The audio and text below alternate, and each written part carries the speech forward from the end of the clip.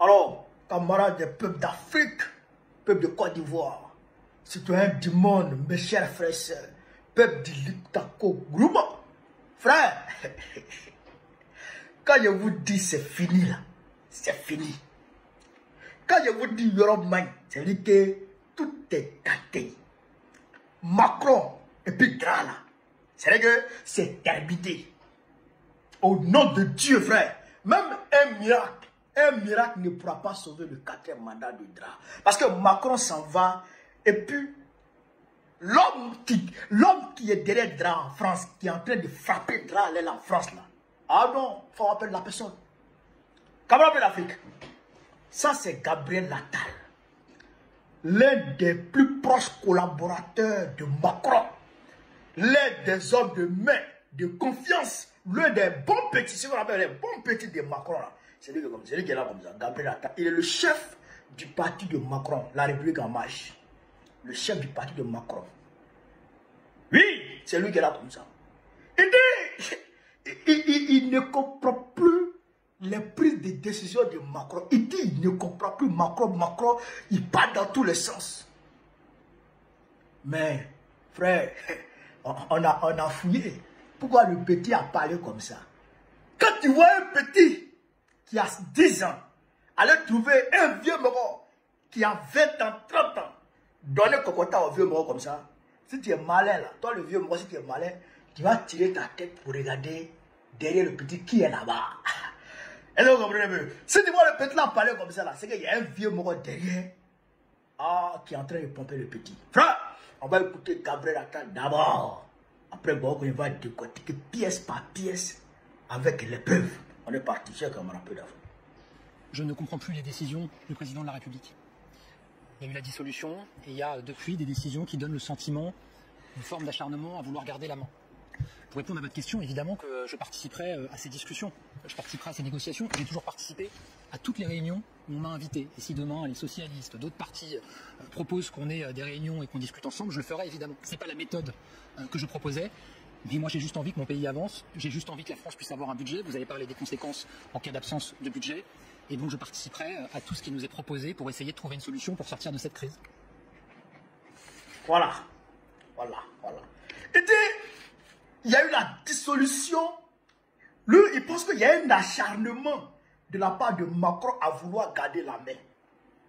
Regarde, Macron, il y a un acharnement. Il s'acharne à vouloir toujours rester président, à vouloir tout contrôler. Alors, c'est un petit supplément. Lui, c'est que tout le monde est en pas de lui. Quand lui parle, tout le monde doit se taire. Quand lui parle, tout le monde doit s'exécuter. Mais, qui a donné le courage à Gabriel Attal de parler? Qui a pompé? Sébastien Le Cornu. Sébastien Le Cornu, c'est-à-dire qui est l'un des bons petits de Macron.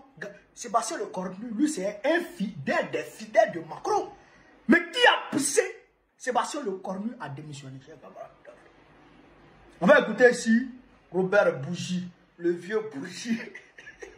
Il va allumer la bougie pour que la bougie puisse éclairer et qu'on voit la vérité. Et qu'on puisse sortir la vérité pour vous montrer ceci. Camarades d'Afrique, on est parti avec le Bougie. Robert Bougie. Et n'oubliez pas quand même l'importance politique qu'a conservé le président Sarkozy, malgré quelques ennuis qu'on lui cause sur le plan judiciaire. On lui connaît.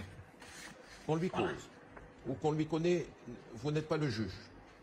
Mais hier matin, il a reçu à 9 h du matin Gabriel Attal, qui est loin d'être un homme de l'UMP, des Républicains. Quelques heures après, il recevait le nouveau Premier ministre. Il a gardé son influence. Et il a trouvé une petite place, mais toute petite, pour échanger avec Robert Bourgi. Vous voyez, pas plus tard qu'hier. Et il a eu tort, le président Ouattara, de ne pas écouter ma supplique. Elle me venait du fond du cœur. Et je n'ai jamais caché, au risque de déplaire aux millions d'Ivoiriens, mon estime, ma fraternité mon affection et mon respect pour le président Ouattara. Eh bien, tout cela, depuis le 8 septembre, a été balayé. Je ne l'ai pas vu depuis 15 ans. Soyez sûr, Monsieur le Président de la République, Alassane Ouattara, que je ne vous reverrai plus. Alors, il ne veut plus rien entendre parler de Ouattara. C'est-à-dire que Robert Bouzy qui est là comme ça, là, c'est la bouche de Nicolas Sarkozy. Quand Sarkozy veut gâter quelqu'un, il envoie Bougie. Demandez à François Fillon en 2017. François Fillon était bien parti pour être président à la place de Macron. C'est François Fillon qui était bien parti pour être président. Sarkozy a envoyé Bougie, va frapper. Bougie allait parler d'affaires de costumes de, je sais pas, 11 millions, 15 millions là. Les médias mainstream ont récupéré. Mais c'est ses amis, c'est ses amis. Les Bolloré là, c'est ses amis. Ils ont fait un matraquage. On entendait parler que de ça. Oh, verse 11 12 000, verse 11 12 000. François Fillon. Et puis Macron sort dans le dos. Macron est président. C'est Sarkozy et puis Robert Bougie qui ont joué ce coup. Frère, Robert Bougie dit, et effectivement, je fais mes recherches, le 11 septembre, Nicolas Sarkozy a reçu Robert Bougie chez lui à la maison. Pardon, Gabriel Attal. Gabriel Attal. Le patron, le président du parti de Macron. Gabriel Attal. D'accord? Robert Bougie l'a reçu à la maison. Après Gabriel Attal, il a reçu le premier ministre, l'ancien premier ministre, celui qui vient de démissionner là, Sébastien Lecornu, il a reçu. D'accord? Il les a reçus les deux. Et après, il a reçu le Robert Bougie le même 11. Est-ce que vous comprenez? C'est Sarkozy qui a pistonné ces petits-là auprès de Macron. Quand Macron est arrivé là, c'est Sarkozy qui le pilotait. C'est Sarkozy qui le guidait. C'est Sarkozy qui l'aidait. Les Edouard Philippe, tout cela viennent de... C'est les gens de la droite. C'est les premiers cas de Macron. C'est Sarkozy qui lui a donné. Même les petits là, c'est Sarkozy qui lui envoie les petits là. Les Elisabeth, tout ça, c'est Sarkozy. Mais le fait que Macron ait attaqué, vous avez entendu Robert Bougie, les ennuis qu'on lui cause sur le plan judiciaire. Et que pour Sarkozy, il est attaqué sur le plan judiciaire par Macron. Donc ça c'est un affront. Lui, il laisse pas ça. Sarkozy, c'est le plus grand revanchard du monde. Quand tu entends, c'est-à-dire que quand tu as oublié le nom de Sarkozy, il faut dire vengeance. Il va répondre. Il faut dire vengeance, il va répondre. C'est le plus grand revanchard du monde. Il a pris la femme de son ami. Sarkozy, dans le passé, il a pris la femme de son ami. Il ne laisse pas. Pour lui, il ne s'arrête pas à l'étranger. Donc, allez là. Le fait que Macron l'a attaqué juridiquement, il est en train de frapper Macron. Déjà, il est en train de frapper Macron. Et vous allez voir, dans quelques jours ou dans quelques mois, Macron sera obligé de dissoudre l'Assemblée encore. Et s'il dissout l'Assemblée encore, il est mort. Il est mort. Parce que Sarkozy va tout faire pour ne pas qu'il y ait désistement. À ce moment, il y aura forcément cohabitation. Il va cohabiter soit avec Mélenchon ou avec Marine Le Pen. Là, il est mort. Et Marine Le Pen, là, elle a dents contre lui. Il a rendu Marine Le Pen inéligible. Il est mort. Il sera président. Hein? Mais il sera comme un président fantoche. Frère, non, Jérôme Magne. Au même moment, vous avez entendu Robert Bougie dire que lui, il a tout fait. Il avait de l'estime pour Ouattara. Il a dit à Ouattara de se réconcilier avec Babo, de laisser tout le monde compétir. Mais Ouattara ne l'a pas écouté. Depuis le 8 septembre, lui, il ne veut plus rien entendre parler de Ouattara. Lui ne veut plus rien entendre parler de Ouattara, il ne veut plus le voir. Eh bien, c'est Sarkozy qui est en train de parler comme ça. Parce que Sarkozy, Ouattara a laissé tomber Sarkozy au profit de Macron. Macron a réussi à arracher Ouattara à Sarkozy. Oh! Ouattara et puis Sarkozy, ils se connaissent depuis que Sarkozy était ministre de l'Intérieur. C'est des vieux amis. Et c'est d'ailleurs Sarkozy qui a poussé Jacques Chirac à soutenir la rébellion de 2002. Et à se mettre du côté des rebelles, à protéger les rebelles.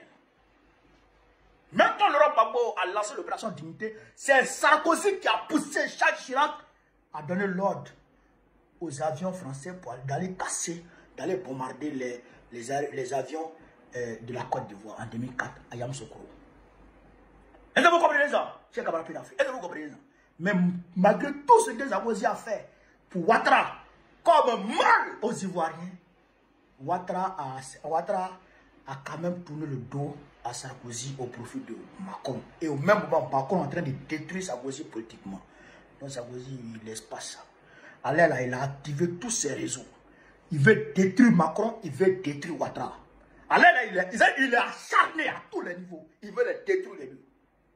Sarkozy que ouais. Donc, mais il faut qu'on comprenne quelque chose.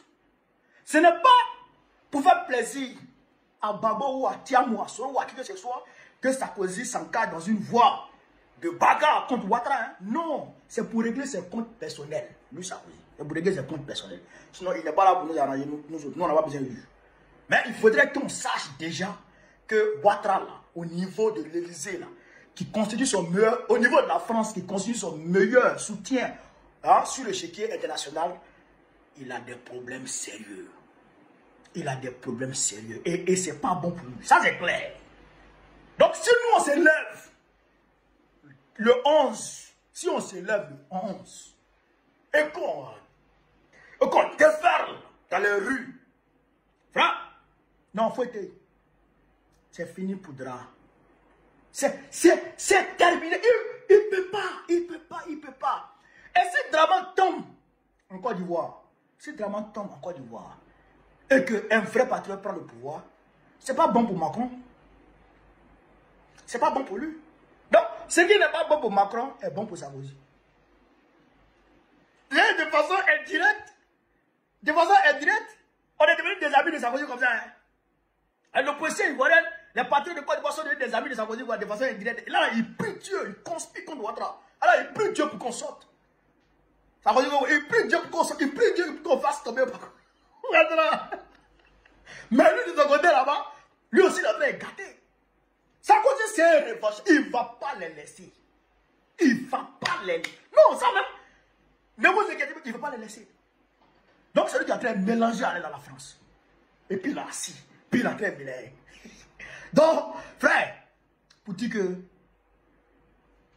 ce que les Macron ont fait là, contre la Côte d'Ivoire, contre l'AES, contre tous les pays là, eh bien, ça se retourne contre eux-mêmes. Ce que la France a causé comme tort à travers le monde là, ça se retourne contre la France elle-même. Actuellement, les enfants français même là, les Français même là, au plus haut niveau même là, sont en train de se frapper. Ils sont en train de se frapper. Et pendant ce temps, les Africains sont en train de se libérer. Les Africains sont en train d'accorder leur violon. Ils sont en train de parler d'une même voix. Donc, allez là, non. Il est dit depuis 2023. Il dit 2030, c'est la fin de la France-Afrique. 2030, c'est là. On enterre la France-Afrique et puis on fait funérailles. Puis c'est fini. L'Afrique va être prospère. L'Afrique va être prospère. On va avoir la prospérité inimaginable en Afrique ici. Moi, je vous dis. Moi, je vous dis. Croyez, quand je vous parle, tout est fini. Tout est gâté sur le mal sur le wawa. Mais chez nous, il y aura Kanye. Quand on est en Afrique, voilà ce que je voulais vous dire. Sur ce, vive l'Afrique libre. Vive le panafricanisme. Vive tous les présidents panafricains. Vive l'AES. Vive la révolution ivoirienne. Babo, président de Côte d'Ivoire. Très prochainement. Inch'Allah. On est ensemble.